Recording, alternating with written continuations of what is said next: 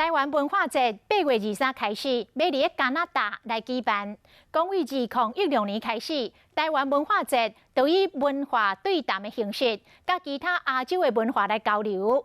今年是甲越南来结合，包括着表演艺术、音乐、甲美食的响应等等，要来呈现着多元文化的概念。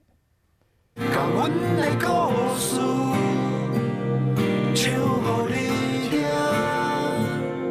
台湾味十足的演出，来自台湾摇滚乐团歹势少年3名主唱加上2位艺术家，当曲是上强台味的组合。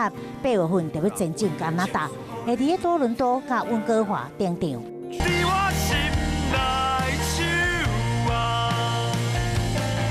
用虱目鱼代表台湾年轻人，然后有用台湾的海跟台湾的山这样。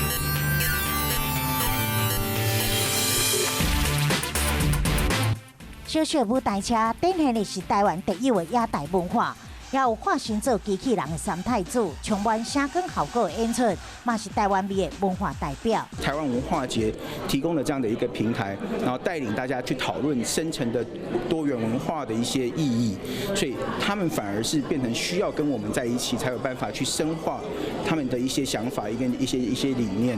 对2016年开始，加拿大台湾文化节嘛，甲另外一个亚洲文化展开对谈。今年以台湾甲越南文化的交流，将勇气定做是主题，结合美食文化。伫8月份同时前进加拿大，和当地民众更加会当感受到台湾甲加拿大同款拢有的文化多元本质。